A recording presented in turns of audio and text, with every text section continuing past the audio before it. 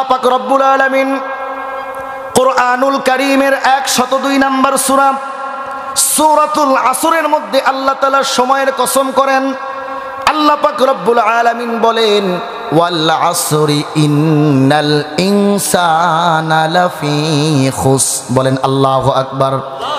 আল্লাহ পাক রব্বুল আলামিন বলেন, দুনিয়ার মধ্যে যত মানুষ আছে সকলেই ক্ষতির মধ্যে রয়েছে। আল্লাহ তাআলা সময়ের কসম করে এই কথাটা বললেন। মুসলমান বন্ধুগণ, কেন দুনিয়ার সমস্ত মানুষ ক্ষতির মধ্যে রয়েছে? কারণ তারা এই সময়টাকে পাওয়ার পরে, সময় নামক হায়াত নামক দৌলত পাওয়ার পরেও তারা তাদের এই সময়টাকে ভালো কাজে লাগায় না, বরং দুনিয়ার পিছনে দৌড়াতে দৌড়াতে জীবনের মূল্যবান সময়টাকে শেষ করে দেয়। এ কারণেই আল্লাহ পাক রব্বুল আলামিন বলেন, দুনিয়ার সমস্ত মানুষ ক্ষতির মধ্যে রয়েছে। তবে আল্লাহ পাক রব্বুল আলামিন বলেন, এই দুনিয়ার সমস্ত মানুষের মধ্য থেকে তারা যদি তাদের হায়াতে জিন্দিগির মধ্যে 4টা পুঁজি অর্জন করতে পারে, 4টা পুঁজি যদি তারা অর্জন করতে পারে, 4টা গুণে তারা গুণান্বিত হতে পারে, তাহলে তারা দুনিয়ার এই ক্ষতিগ্রস্ত মানুষ থেকে মুক্ত থাকবে। তারা কারা? আর সেই 4টা গুণ কি?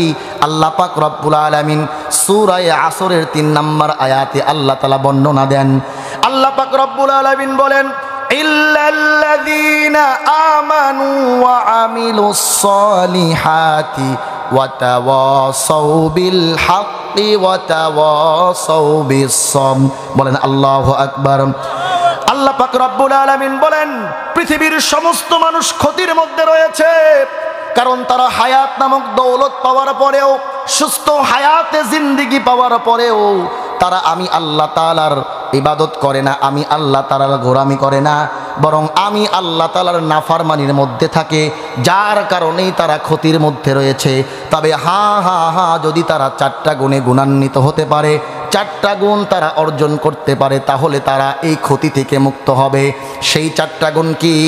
আল্লাহ পাক রব্বুল আলামিন বলেন, ইল্লাল্লাযীনা আমানু ওয়া আমিলুস সলিহাত। 1 নাম্বার গুণ হলো তারা ঈমান অর্জন করবে। নাম্বার 2, ঈমান অর্জন করার পরে তারা নেক আমল করবে।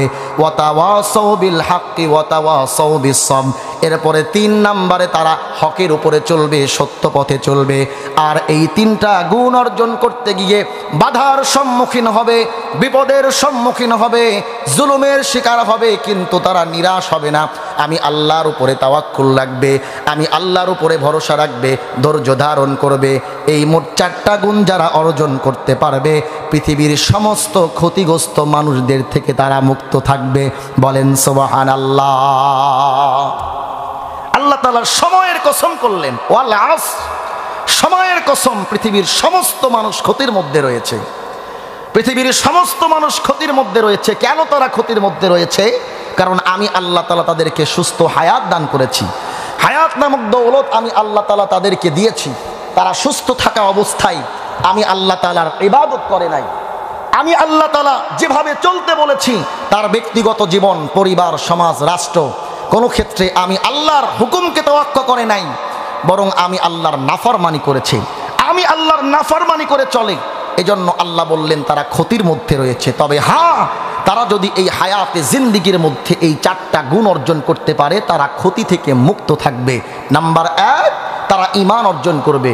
ঈমান অর্জনের পরে তারা নেক আমল করবে। এরপরে হকের উপরে চলবে, সত্য সঠিক পথে চলবে। আর এই 3টা গুণ অর্জন করতে গিয়ে বাধার সম্মুখীন হবে, জুলুমের শিকার হবে, নির্যাতনের শিকার হবে, নানান পরীক্ষার সম্মুখীন হবে, কিন্তু তারা নিরাশ হবে না।